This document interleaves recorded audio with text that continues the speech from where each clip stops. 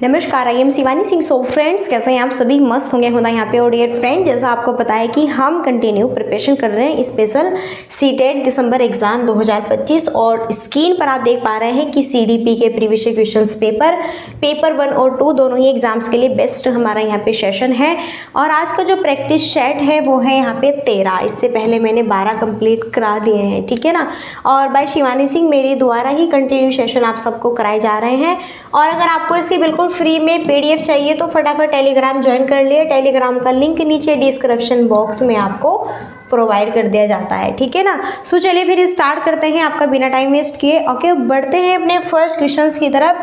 Questions बहुत उम्दा है, बहुत ग्रेट क्वेश्चंस है और मैं आपकी रियल लाइफ से जोड़ते हुए ये क्वेश्चंस यहाँ पर कराने की कोशिश करूँगी, ठीक है ना। मुझे ऐसा फील हो रहा है कि ब्राइटनेस कुछ ज़्यादा ही हो रखी है जिससे कि आपको डल दिखाई देता है।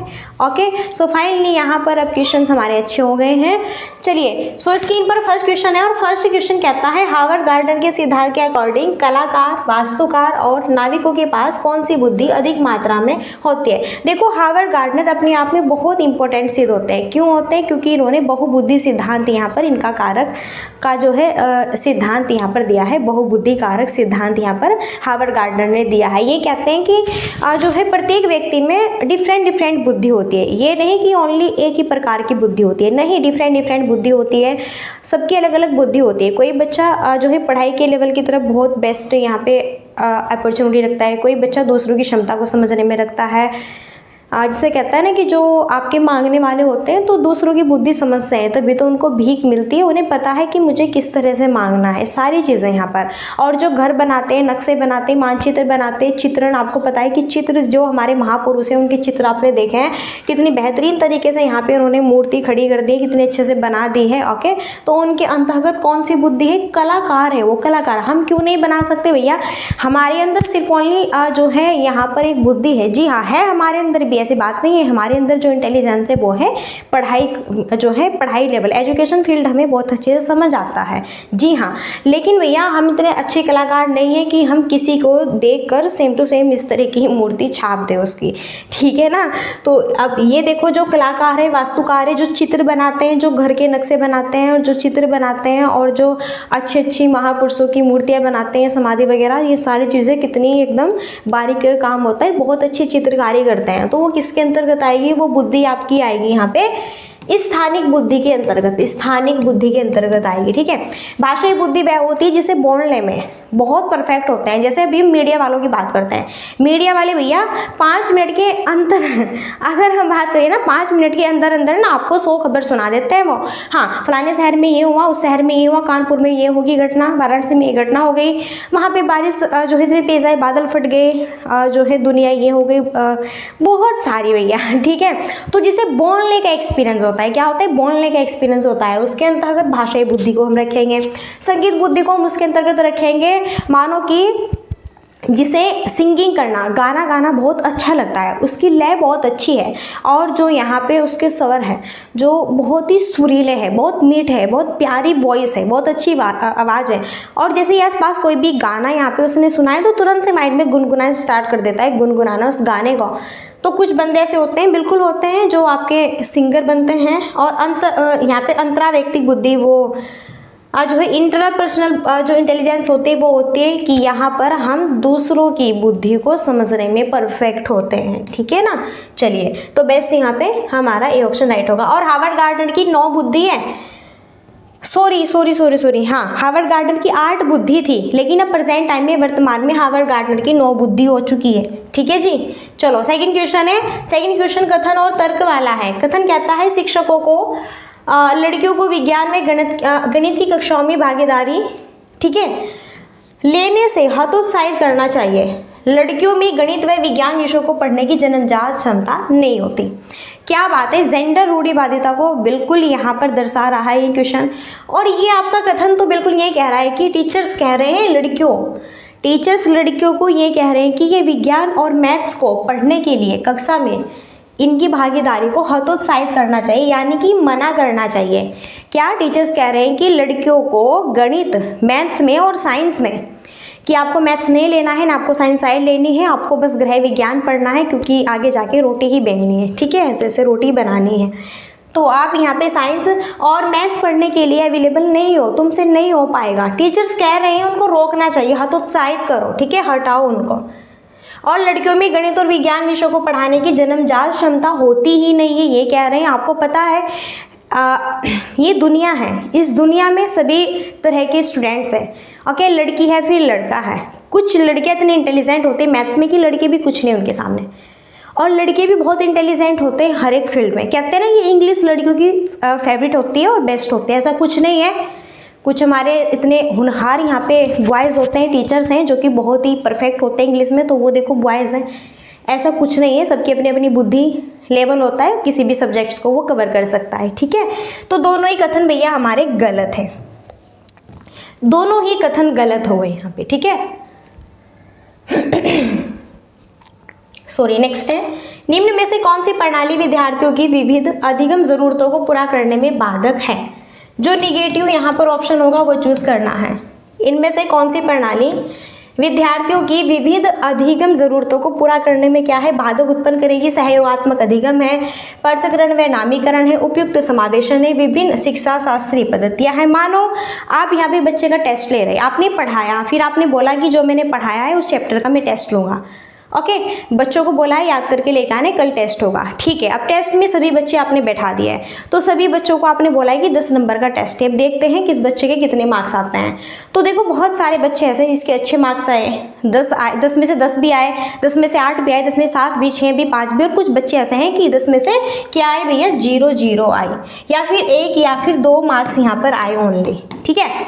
तो अब आप क्या करेंगे, पूरा करने में जो बाधक हैं, मानो इस तरह के जो बच्चे हैं जिनके बहुत कम मार्क्स आए हैं, तो क्या आप उन्हें पृथक्करण और उसका नामीकरण करेंगे? सभी बच्चों में उनका नाम बोलेंगे, कहेंगे इनसे कुछ नहीं हो पाता, तुम कुछ नहीं कर सकते, तुम जीवन में कुछ करोगे नहीं।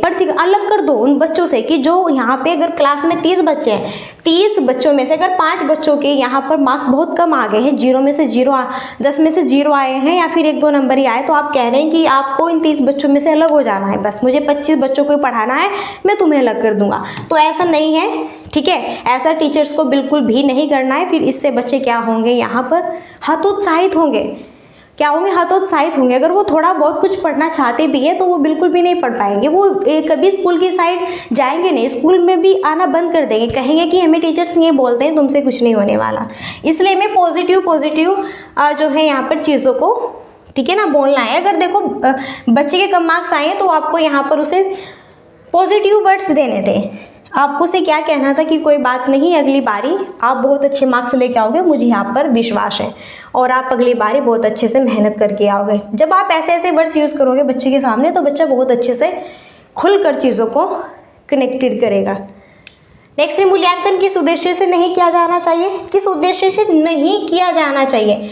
मूल्यांकन किस उद्देश्य से नहीं किया जाना चाहिए? बच्चों की तैयारी के स्तर का पता लगाना, बच्चों की अवधारणा समझ में कमियों की पहचान करना, बच्चों में प्रतिस्पर्धात्मक भावना पैदा करना, यह समझने में मदद करने के लिए कि बच्चा क्या कर सकता है, ओके।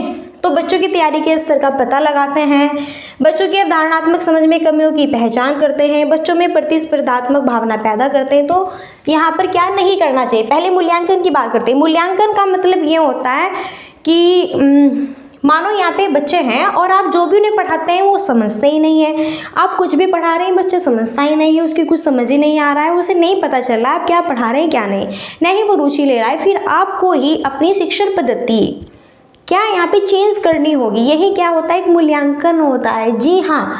और इससे आप बच्चों की तैयारी के स्तर का भी पता लगा सकते हैं। अब देखो अगर बच्चा ऊब रहा है, रुचि नहीं ले रहा है, तो आपको अपनी शिक्षण गतिविधि में परिवर्तन करने होंगे, ओके।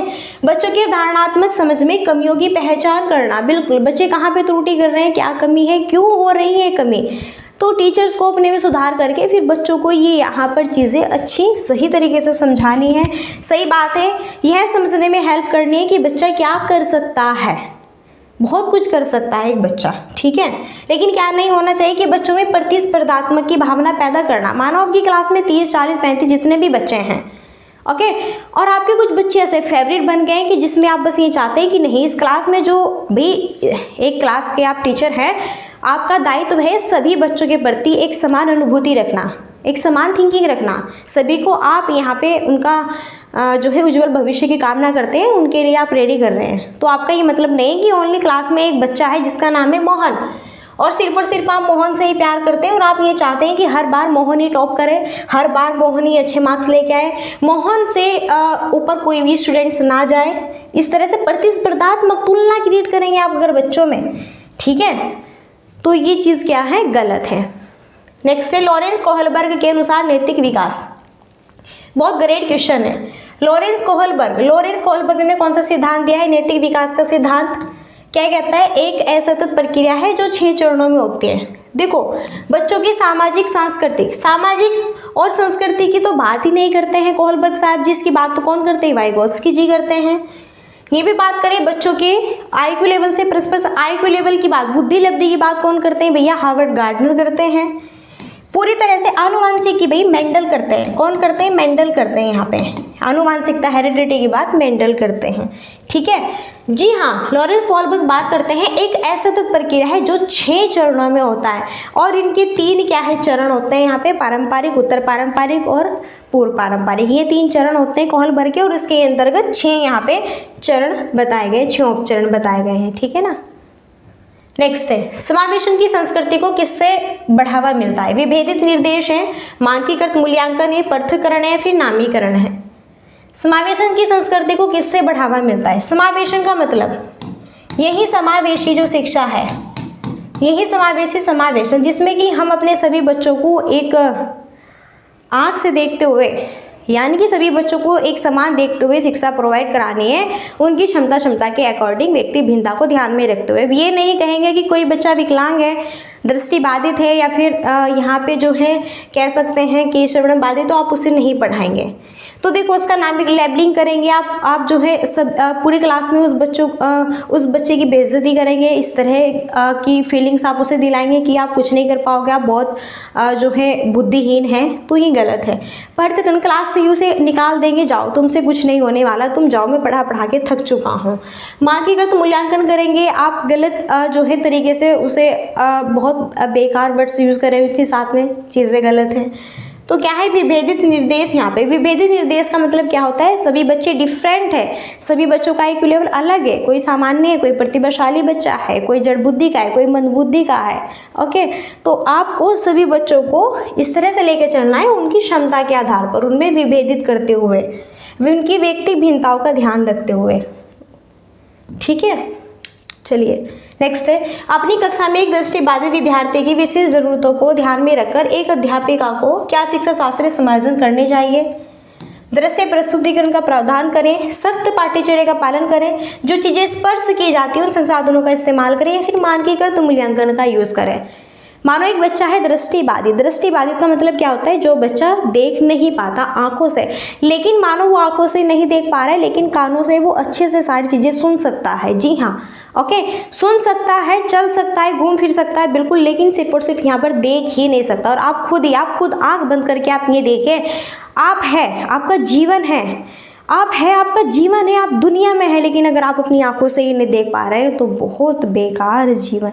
मानो कि हम इस बात को कह रहे हैं कि जो है इस तरह से हम फील करते हैं, लेकिन आपको बहुत पॉजिटिव चीज़ें हमें यहाँ पर देना है कि भैया जो ईश्वर करते हैं वो ठीक है, कोई नहीं रोक सकता। अब ऐसा है तो हम, अगर आप दृष्टिबाधित है, और देखो दृष्टिबाधित बच्चा कभी चीज़ों को देखकर तो नहीं समझ पाएगा, कह रहे हैं कि दृश्य से चीज़ें प्रस्तुत करा दो, नो, बल्कि हाँ ब्रेल लिपि जो स्पर्श करने वाली होती है, अगर यहाँ पर आपको ABCD वगैरह जो भी पढ़ना है तो ऐसे ब्रेल लिपि से, ऐसे इस माध्यम से आपको पढ़ना होगा, चीज़ें अपने हाथों से यहाँ पर स्पर्श कर करके, ठीक है।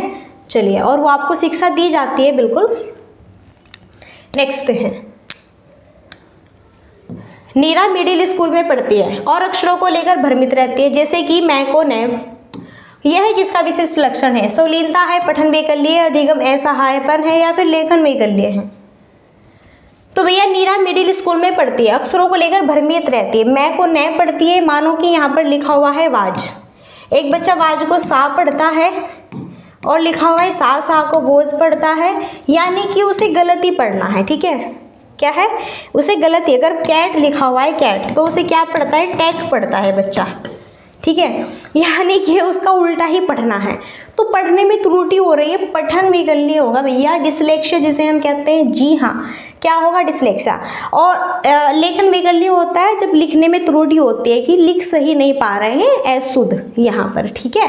और सरलीनता, ऑटिज्म, यहाँ पर जो हम स्वयं, क्या स्वलीनता, ये एक विकार होता है ये भी आपका, जिसमें कि हम स्वयं ही अपने आप में खोए रहते हैं, एक इस तरह की एक्टिविटीज़ होती है, ठीक है। नेक्स्ट है, प्रेम किसी समस्या को हल करने के लिए बहुत सारे अलग अलग तरीकों की समझ रखता है और चर्चा करते समय हमेशा नए विचारों को पेश करता है। यह निम्नलिखित में से किसकी विशेषता है? रचनात्मकता, क्रिएटिविटी है, अधिगम असहायपन है, आत्म केंद्रियता है, या फिर क्या है? ये आपका केंद्रीयन है, ठीक है। बताना है बेस्ट क्या होगा। प्रेम किसी समस्या को हल करने के लिए बहुत सारे अलग अलग तरीकों की समझ रखता है। बिल्कुल, मानो प्रेम के सामने कोई समस्या उत्पन्न हो गई है, तो आपको पता है भी, अगर आपके भी सामने कोई समस्या उत्पन्न होगी, बिल्कुल आप अलग अलग यहाँ पर आइडियाज़, अलग अलग तरीके आप अपनाएंगे, अलग अलग तर्क वितर्क विचार विमर्श आप अपने माइंड में लाएंगे कि कैसे मुझे, बस कैसे करके मुझे इस क्वेश्चन का हल मिल जाए, कैसे इसका हल मिल सकता है। तो ऐसे अलग अलग तरीकों को यूज़ करते हैं और उसे उसकी मंजिल बिल्कुल मिल जाती है। तो ये चीज़ होगी क्या? क्रिएटिविटी, रचनात्मकता, ठीक है। असहायापन तो गलत है। आत्म केंद्रिता की बात तो जीन प्याजे जी करते हैं, केंद्रीकरण की भी बात जीन प्याजे जी करते हैं, तो जीन प्याजे की बात नहीं पूछी, सिंपली क्वेश्चन था, ठीक है। तो जब यहाँ पर हम इस तरह से नए नए एग्जाम्पल से, नई नई चीज़ों से यहाँ पर हम खोजबीन करते हैं, सीखने की कोशिश करते हैं, देन वो सबसे बेस्ट यहाँ पर हमारा माना जाता है। क्या भैया? वो माना जाएगा कि हम खुद स्वयं एक्टिविटीज़ कर रहे हैं और हम रचनात्मक चीज़ों को फॉलो कर रहे हैं, ठीक है। नेक्स्ट है, शिक्षकों को बच्चों की असफलता को किस प्रकार देखना चाहिए? बच्चों के लिए शर्मनाक और अपमानजनक है, शिक्षक के लिए शर्मनाक और अपमानजनक है, या फिर छात्र और उनके माता पिता की क्षमताओं का प्रतिबिंब है, या फिर स्कूल प्रणाली को अनुकूल वातावरण न प्रदान कर पाने का प्रतिबिंब है। देखो, टीचर्स को बच्चों की असफलता, देखो बच्चे असफल भी हो जाते हैं। जी हाँ, आपने सुना होगा बच्चे फेल हो गए हैं। हाँ, ये भैया जो है फलाने का बच्चा था 9th क्लास में था, फेल हो गया है, 10th क्लास में था, फेल हो गया है। तो यहाँ पर टीचर्स लोगों को बच्चों को बिल्कुल भी कुछ नहीं कहना है, ठीक है ना। तो यहाँ पर अगर बच्चे फेल हो जाते हैं तो उसका जो, भाई मैंने कहा सीटेट में बच्चे को भगवान मान के चलना, जिससे भगवान को हम कुछ नहीं कहते हैं, भगवान तो हमारे लिए भगवान ही है। ऐसे ही सीटेट में बच्चे हमारे लिए बच्चे हैं, भगवान का रूप है। और अगर आप भगवान के रूप को कुछ कहेंगे, कुछ भी इनके लिए निगेटिव सोचेंगे, तो भैया भगवान तुम्हारा एक नंबर कट करने वाले जरूर है, ठीक है। तो भैया कहा है भगवान मान के चलना है बच्चे को, बच्चे के बारे में कोई निगेटिव, भले ही बच्चा फेल हो जाए फिर भी टीचर को ही सुनाना है, उसके विद्यालय को सुनाना है। क्या कि टीचर्स की जो यहाँ पे विद्यालय जो पद्धति है, जो स्कूल की शिक्षण पद्धति है, वो अनुकूल वातावरण प्रदान कर पाने का उस पर ही प्रतिबिंब लगेगा यहाँ पर, कि आपने ही बच्चे को सही वातावरण नहीं यूज कराया है, आपने ही बच्चों को सारी चीज़ें यहाँ पर सही ढंग से यूज नहीं कराई हैं, आपने ही सही तरीके से बच्चे को नहीं पढ़ाया है। तो सारी चीज़ें थोपेंगे जाके स्कूल पर, बच्चे को कुछ नहीं कहना है। अगर बच्चा फेल हो जाता है तो ये नहीं कहेंगे कि उसकी टीचर्स की क्षमताओं का प्रतिबिंब करो, या फिर शिक्षकों के लिए शर्मनाक अपमानजनक चीज़ हो गया, फिर बच्चे इसमें शर्मनाक अपमानजनक अपनी बेइज्जती इस तरह कुछ भी समझेंगे, ठीक है। तो ये चीज़ें क्या है? गलत है, इस तरह का, ठीक है, व्यवहार नहीं करना। चलिए, तो फ्रेंड्स हमारी लास्ट क्वेरी तो यही रहती है, like and share and subscribe की। सो सेशन अगर आपको अच्छा लगा मस्त यहाँ पे, ऑब्वियसली आप सेशन को like and share and channel को सब्सक्राइब कर सकते हैं। तो चलिए फिर अब यहीं पर हम अपनी वाणी को देते हैं विराम और मिलते हैं नेक्स्ट सेशन में, और तब तक के लिए so thanks for watching, keep study and bye bye, take care, जय हिंद, जय भारत, नमस्कार।